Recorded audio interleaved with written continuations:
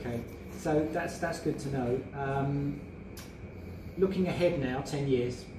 Yeah, obviously I still look amazing, as does Ian Cooper. Yeah, maybe you're not, so you're struggling a little bit. You know. It's nice. Yeah, I'm going to look younger in 10 years. Yeah. You've mentioned eMove and you've mentioned Easy Property and Purple Bricks. What does a estate agency look like now in 10 years' time? So I think from the consumer's perspective, it will look very much the same apart from the high street presence. So let's deal with the online thing first. So I don't think online, so-called online hybrid agents, so Purple Bricks, what's left, House Simple, Yopa, I don't think those participants will have more than a 10% market share. If they were going to, then their trajectory in terms of their listing revenue growth would be much, much more kind of pronounced than it is now. Whereas what we're seeing is kind of Yopa, House Simple, Easy Property plateaued, and so have Purple Bricks.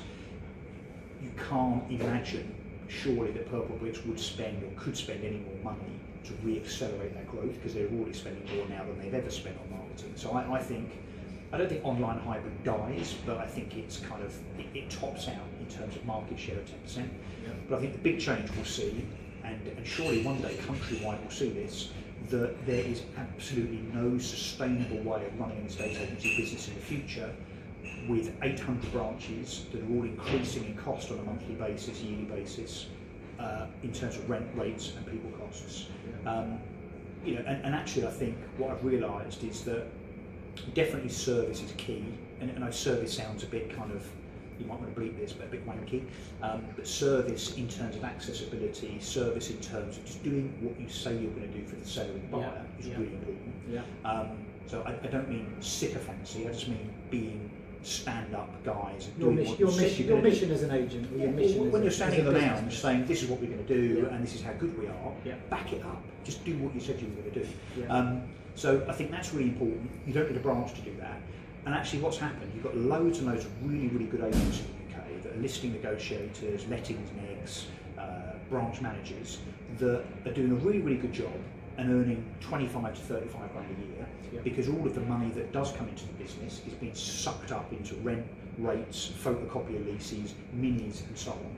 And I think that's preposterous. And I think what we're about to see, and I think you guys are testimony to it, is the kind of the good agents that have got the kind of the ambition and the aspiration to go out and do something on their own account will go out and earn a lot of money, because they'll be taking the lion's share of the commission.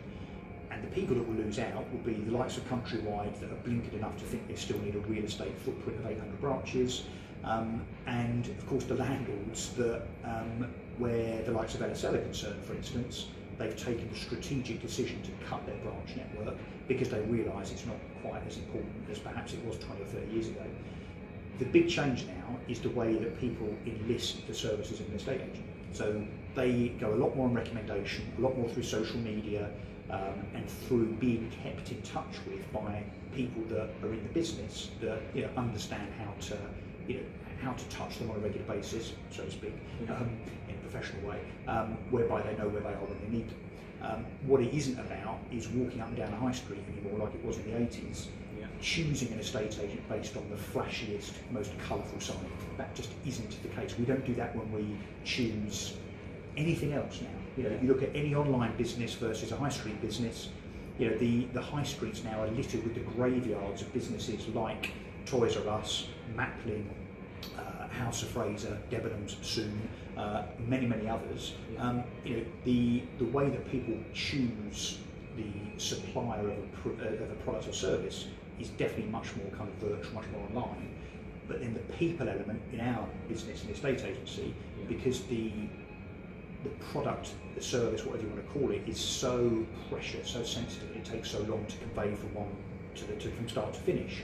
That's where the people are super important.